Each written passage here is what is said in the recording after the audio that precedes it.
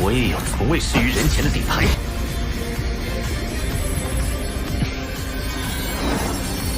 Ван Цюэр пожертвовала собой и стала шестым кольцом Хуэйхао. Мало того, она дала превосходную духовную кость черепа, которая значительно увеличила и без того огромную ментальную силу Хуэйхао. Кольцо Ван Цюэр, как духовного императорского зверя, было красным, точнее розовое золото. Оно соответствовало 100-тысячелетнему возрасту, хотя сама трехглазая золотая львица была пару десятков тысяч лет. Но из-за своего положения получилось такое мощное кольцо. Какие навыки получил Хуэйхао от духовного кольца и кости Ван Цюэр?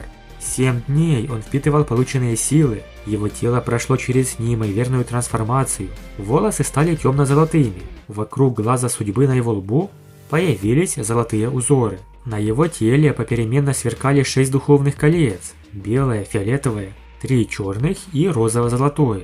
В течение последних 7 дней его духовная сила росла непрерывно. Следы Ван Цюэр исчезли. Можно только представить, как Хуэйхао грустил из-за смерти Ван Цюэр. Далее произошло очень странное явление, и Хуэйхао наконец пришел в себя. Черная щель разорвалась в небе, и золотой свет быстро исчез в ней. И в этот же момент в клане Чистого Неба с Ван Дунер без сознания произошла похожая картина. Черная щель появилась рядом. Этот же золотой свет от Хуэйхао, или точнее Ван Цюэр, спустился на Ван Дунер, прежде чем медленно слился с ней. Вокруг нее появился золотой ореол, а на лбу появилось изображение золотого трезубца. То, что произошло с Ван Цюэр, также повлияло на Ван Дунер. Хуэйхао медленно открыл глаза. Он трижды позвал Ван Цюэр, после чего холодно произнес: «Церковь Святого Духа». Да, это они были виновны в смерти Ван Цюэр. Ван Дунер, девушка, которую он любит, без сознания, а Ван Цюэр, которая любила его, умерла за него. Все это разом обрушилось на Хуэйхао. Он не знал, что ему делать дальше. Он очень хотел отправиться в клан Чистого Неба, увидеть Ван Дунер, но в то же время он ясно помнил, как Ван Цюэр упомянула о том, что Великий Звездный Лес жестко отреагирует на ее смерть. После смерти Ван Цюэр свирепые звери в Великом Лесу определенно будут шокированы и разъярены. Тем не менее, им все же потребуется время, если они решат действовать. Они не могли так просто напасть на город Шрека, поскольку сила Академии заставит их сперва дважды подумать об этом. Хуэйхао не направился и в Академию Шрека. Его целью был лес зла.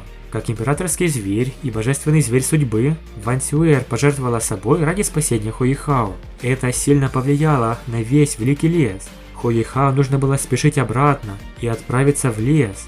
Унаследовав силу судьбы Ван Цюэр, только он мог решить суть этой проблемы. Завершив свое идеальное слияние с силами, которые оставила Ван Цюэр, Хуэйхао улучшился, достигнув совершенно нового уровня. Шестое духовное кольцо судьбы не может быть оценено, используя его возраст, в то время как череп судьбы является удивительной духовной костью.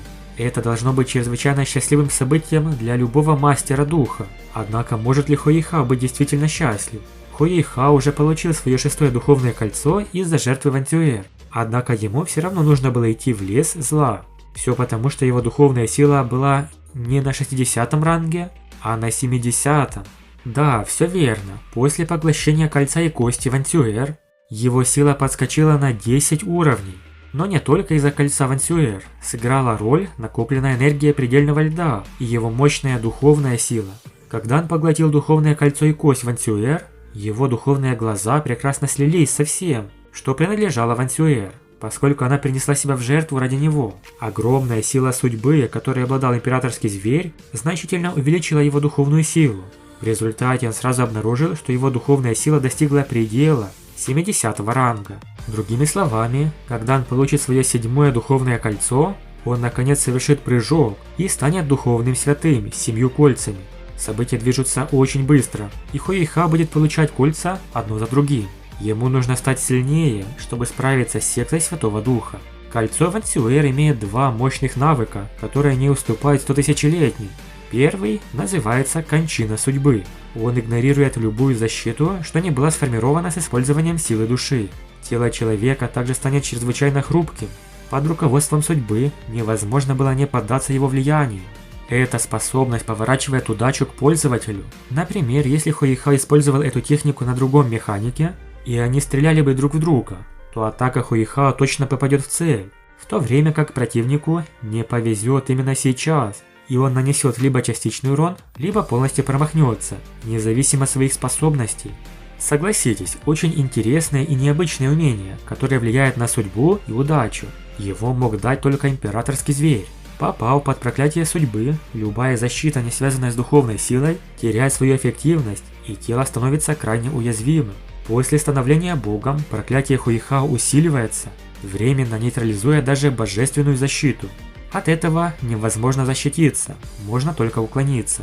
Если удар достиг цели, вся духовная защита теряет свою силу, а после становления богом временно утрачивается даже защита на уровне божественного сознания.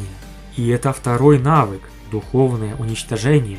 Его эффект уменьшает защиту от физических атак. А духовная кость, что дала Ван Цюэр, кость черепа, череп судьбы, уникальнейшая духовная кость. Она имеет способность поглощать другие кости черепа, и Хуихао ее улучшит после поглощения 100-тысячелетнего черепа другого зверя. Способности – духовный иммунитет. Хуихао мог сделать себя невосприимчивым ко всем видам и уровням духовных атак 3 раза в день, если только Хуихао не сталкивался с богом, который имел возможность изменять судьбу. Хуихао мог сделать себя невосприимчивым ко всем видам и уровням духовных атак. Хуихао понадобится как минимум месяц, чтобы полностью восстановить свою черепную кость после использования 3 навыков духовного иммунитета. Вторая способность – просто судьба. Обладает силой управлять судьбой и может навлечь на противника несчастье. Хуихао не только достиг 70 ранга за раз, но и получил такое мощное кольцо и навыки. Кажется, он становится настоящим монстром в плане ментальной и духовной силы. Представьте, что будет, когда он станет богом. Как мы уже говорили ранее, по силе атаки он не сравнится с богом Асурой Тансаном, а вот по духовной и ментальной силе у него точно нет конкурентов. Это был 3-й раз, когда на теле Хуихао появлялось кольцо, которое превосходило нормальные духовные кольца. Его миллионлетнее глянцево-белое духовное кольцо, его оранжево-золотые кольца, которые олицетворяли дух Снежной Императрицы, и это новое розово-золотое духовное кольцо заставляли Хуихао казаться существом, пришедшим из другого мира, словно он не был мастером с боевого континента.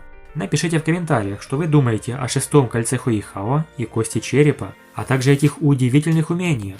Большое спасибо за просмотр, подписывайтесь на канал, ставьте лайк и всем пока!